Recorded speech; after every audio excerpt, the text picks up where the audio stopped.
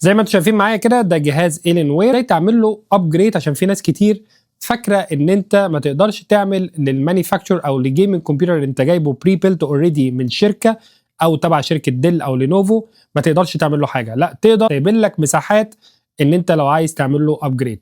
تعالوا اوريكم ازاي هعمل له الابجريد بسرعه. زي ما احنا شايفين كده، ما تقعدش تركز كتير في موضوع التولز، عشان انت اللي فعلا محتاجه هو سكرو درايف واحد. اول حاجه ورا كده في لك ده بتشده لبره، بس لازم تفك المسمار اللي هنا. انا اوريدي فكيته، فانا هعمل كده هتلاقيها بتشد لبره. زي ما انت شايف الجنب اتفتح. اي هايلي ريكومند انت تشيل فيشه الباور، ولازم بعد ما تشيل فيشه الباور تدوس على الباور بقن قدام مرتين ثلاثه عشان تشيل الكهرباء اللي راجعه جوه المذر بورد، وعشان انت جسمك فيه كهرباء بسيطه ممكن تبوظ الجهاز او تحرق اي سي. معظم الاجهزه اللي هي ديل لينوفو الكلام ده كله، البراندز بالذات بيبقى ليهم لاك كده من بره، لازم تفتح الاثنين لاك دول عشان تشيل الشاسي بتاع الباور سبلاي كله. عشان تعرف توصل لاي حاجه جوه الجهاز لازم ترفع الشاسي ده. زي ما انت شايف كده انا رفعته، انا قدامي الكولر سيستم وقدامي كل حاجه، اقدر اغير الرامات، اقدر اغير الجي بي يو.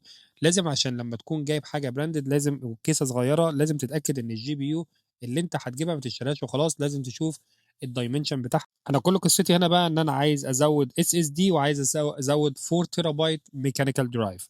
فانا لما ازود دول هيبقى عندي 5 تيرا بايت، عشان انا الجهاز جايبه ب 512 اس اس دي، فده اخره يرن السيستم بس. تعال نشوف بقى على السيستم هنا دلوقتي في هارد درايف ظهر وفي هارد درايف لا. فكل ما عليك ان انت هتعمله هترايت كليك وتروح على ديفايس مانجمنت.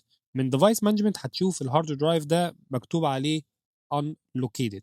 فانت كل اللي هتحتاجه ان انت رايت كليك نيكست نيكست نيكست، امشي مع البرومبت وخلاص وانتهى الموضوع، هتلاقيه ظهر قدامك، مش محتاج تعمل اي تاتش تاني على الهاردوير. بس كده. قولوا لي لو عايزين فيديوهات زي دي تاني. يلا سلام.